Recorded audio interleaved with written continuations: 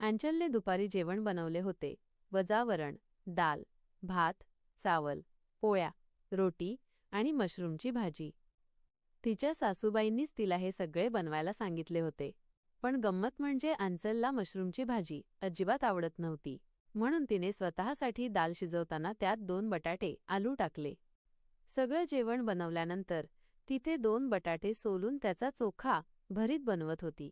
तेवढ्यात तिची सासू विमलाजी स्वयंपाकघरात किचनमध्ये आल्या. चोखा बनवताना पाहून त्या रागाने ओरडल्या, "सूनबाई, तुमची हिंमत कशी झाली? मला विचारल्याशिवाय हे बटाट्याचे चोखा बनवतेस? हे 2 बटाटे तुमच्या बापाने दिले होते काय?" अंचलला प्रचंड आश्चर्य वाटले आणि ती म्हणाली, "मम्मीजी, तुम्ही हे काय बोलत आहात? तुमच्या घरात 2 बटाटे घेण्यासाठी मला कोणाला विचारायची गरज आहे?" विमलाजी आणखीनच संतापल्या आणि म्हणाल्या, "हे घरही माझे आहे आणि ही स्वयंपाकघरही माझी आहे. मला आवडत नाही की तू या स्वयंपाकघरात काहीही बनवण्यापूर्वी माझी परवानगी घ्यावी लागते." अंचलने भरल्या गळ्याने सांगितले, "मम्मीजी, मला ही मशरूमची भाजी आवडत नाही. म्हणून मी विचार केला की स्वतःसाठी चोखा बनवते. वरणामध्ये 2 बटाटे टाकले, यात कोणती मोठी गोष्ट झाली?" विमलाजींचा राग शांत झाला नाही. उलट त्या चिडून बोलू लागल्या, "आधी तू माझ्या स्वयंपाकघरावर ताबा मिळवशील आणि मग माझ्या घरावरही कब्जा करशील. मी तुला सून म्हणून इथे नाही आणले, तर तू नोकराणीसारखी माझी सगळी कामे करावीस म्हणून आणले आहे. तुम्ही दोघे नवरा-बायको माझ्या पतीच्या कमाईवर खाताय, त्यामुळे तुम्हाला माझ्या म्हणण्यानुसारच चालावे लागेल. जर तू जास्त तोंड चालवले ना, तर मी तुझे जेवण-पाणी बंद करेन." तेवढ्यात मागून तिचा नवरा अमित आश्चर्यचकित होऊन म्हणाला, "आई, तू हे काय बोलत आहेस? तू माझ्या पत्नीला नोकराणी समजतेस का? मला तर वाटले होते की तुम्हाला मुलाची आणि सुनेची गरज आहे, म्हणून तुम्ही मला येथे बोलावले. मी माझी चांगली नोकरी सोडून केवळ यासाठी तुमच्याकडे आलो, कारण तुम्ही इतके रडत होता. मला माहिती नव्हते की तुमचे विचार असे आहेत.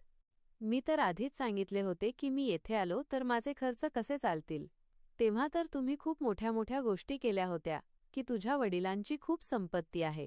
त्यांना खूप चांगली पेन्शन मिळते. आपला सगळ्यांचा खर्च आरामात चालेल आणि भविष्यातील सगळी जमापुंजी तर तुलाच मिळेल. म्हणून मी इथे आलो. पण 2 बटाट्यांसाठी तू माझ्या बायकोला इतके काही ऐकवशील हे मला माहीत नव्हते." आता विमलाजींना सहन झाले नाही. त्या रागाने भडकल्या आणि म्हणाल्या, "एकतर आम्ही तुम्हाला बसवून खायला घालत आहोत आणि वरून तुम्ही माझ्याच बोलण्यात चुका काढत आहात. मी जसे हवे तसे तुम्हाला वागवेन ही माझी मर्जी असेल." अमित सुरुवातीपासूनच स्वाभिमानी मुलगा होता. त्याला हे सगळे सहन होत नव्हते. त्याने आपल्या पत्नीला सांगितले, "तू आत्ताच्या आत्ता स्वयंपाकघरातील काम बंद कर आणि खोलीत जाऊन बस. आता वडिलांशी बाबूजींशी बोललेच पाहिजे." त्याचा राग पाहून अंचलही घाबरली. तिने लगेच हात धुतले आणि आपल्या खोलीत जाऊन बसली.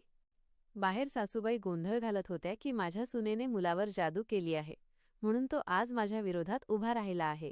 पण आज अमितच्या स्वाभिमानाला खूप मोठा धक्का बसला होता, म्हणून तो वडिलांच्या येण्याची वाट बघत होता. अमितचे वडील गिरिजा प्रसादजी घरी आले. सोबत पिशवी भरून भाज्या, फळे, मिठाई आणि किराणा सामान घेऊन आले होते. त्यांनी सुनेला हाक मारत म्हटले, "सूनबाई, बघ, तुझ्यासाठी ही नवीन चप्पल आणली आहे. तुझी चप्पल तुटली होती ना?"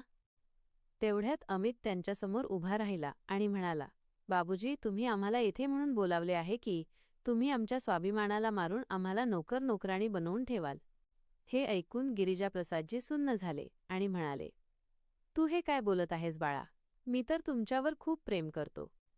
तेव्हा अमित म्हणाला, "पण आई तर म्हणत होती की तुम्ही माझ्या पतीच्या कमाईवर खाता, त्यामुळे तुम्हाला माझ्यानुसारच चालावे लागेल.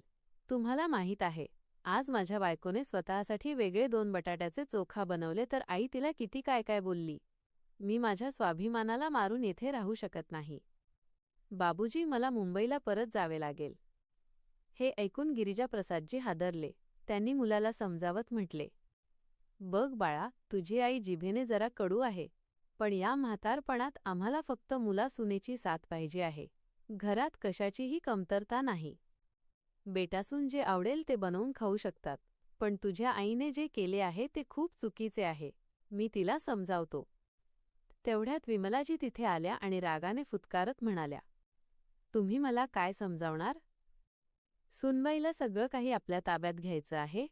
या घराची मालकीण मी आहे की काल आलेली ती सून? आज तिने स्वतःच्या मर्जीने 2 बटाटे उकडले आहेत. उद्या ती पूर्ण स्वयंपाकघर ताब्यात घेईल आणि परवा माझ्या तिजोरीतही हात मारेल. माझा या मुलीवर अजिबात विश्वास नाही. गिरिजाप्रसादजी आता संतापले. त्यांनी पत्नीला खडसावत म्हटले, तुझ्या म्हाताऱ्या हाडांमध्ये आता इतकी ताकद राहिली नाही की तू घर संसार सांभाळू शकशील, तर सगळं काही मुलासुनेला सोपवून आरामात वेळ का नाही घालवत? माझ्याकडे बघ. मुलाला सगळी जबाबदारी सोपवून मी किती मोकळा झालो आहे. मी माझ्या मित्रांसोबत फिरायला जातो, मंदिरात जातो. जेव्हा मी तुला माझ्यासोबत यायला सांगतो तेव्हा तू नकार देतेस. आज मला समजले की तू नकार का देतेस. कारण तुला सुनेवर नजर ठेवायची असते, बरोबर ना? तुला वाटते की तू बाहेर गेली तर सून तुझे साम्राज्य हलवून टाकेल, होय ना हीच गोष्ट? पण एक गोष्ट कान उघडून ऐक. आज जर तुझ्या या वागणुकीमुळे त्रस्त होऊन मुलगा आणि सून येथून निघून गेले ना, तर हे सगळं तू एकटीच सांभाळत बस आणि म्हातारपणात चूल फुंकत राहा. दुसरी गोष्ट, जर तुला किंवा मला काही झाले तर तू एकटीच सगळं सांभाळू शकशील का? जर मध्यरात्री माझी तब्येत बिघडली तर तू मला हॉस्पिटलमध्ये घेऊन जाऊ शकतेस का? हे ऐकून विमलाजी शांत झाल्या आणि त्यांची नजर खाली गेली. तेव्हा गिरिजाप्रसादजी पुढे म्हणाले, आजपासून मला तुझी कोणतीही तक्रार ऐकायची नाही. जर तू सुनेसोबत वाईट वागलीस तर माझ्यापेक्षा वाईट कोणी नसेल. मी स्वतः मुलगा सुनेला येथून परत पाठवून देईन आणि तेव्हा तू एकटीच या भिंतींवर आणि छतावर राज्य करत राहा. इतकं बोलून ते रागाने आपल्या खोलीत निघून गेले. सासऱ्यांचा इतका राग पाहून अंचलच्या हृदयाचे ठोकेही वाढले होते. तेवढ्यात शाळेतून बिटू आणि खुशबू घरी आले आणि घरातील वातावरण अचानक बदलून गेले. ते दोघेही आनंदात आजोबांकडे गेले आणि त्यांना शाळेतील गोष्टी सांगू लागले. तेव्हा गिरिजाप्रसादजींचा रागही एका क्षणात शांत झाला. विमलाजीही आता शांत झाल्या होत्या. पतीचा राग पाहून त्यांना समजले होते की जर त्यांनी सुनेला काही बोलले तर त्यांचे पती त्यांच्यावरही नाराज होतील आणि तसेही म्हातारपणात फक्त त्यांची जीभच चालत होती, हातपाय जास्त काम करत नव्हते. म्हणून त्यांनीही आता आपले हातपाय आवरून ठेवण्याचा निर्णय घेतला होता. तरीही अमितला आईच्या बोलण्याचा खूप वाईट वाटले होते. त्याने आपल्या वडिलांशी बोलून मुलांच्या शाळेजवळच एक स्टेशनरीचे दुकान उघडले, जेणेकरून भविष्यात त्याला कधीही कोणासमोर हात पसरावा लागू नये. पण त्या दिवशी पत्नीसाठी ज्या प्रकारे त्याने आवाज उचलला होता ते पाहून अंचलच्या मनात त्याच्याबद्दलचा आदर आणखीनच वाढला होता. सोबतच ती सासऱ्यांचाही खूप आदर करत होती, कारण त्यांनी योग्य वेळी योग्य निर्णय घेतला होता. अखेरीस कुटुंब तेव्हाच मजबूत होते जेव्हा त्यात प्रेम, विश्वास आणि एकमेकांच्या भावनांचा आदर असतो. जर घरातील वडीलधारे योग्य निर्णय घेतील आणि कुटुंबात समन्वय, सामंजस्य व समजूतदारपणा समजा टिकून राहील तर सगळे लोक मिळून शांततेत जीवन जगू शकतात. व्हिडिओतील कथा आवडल्यास कृपया लाईक करा, शेअर करा आणि सबस्क्राईब करा. धन्यवाद.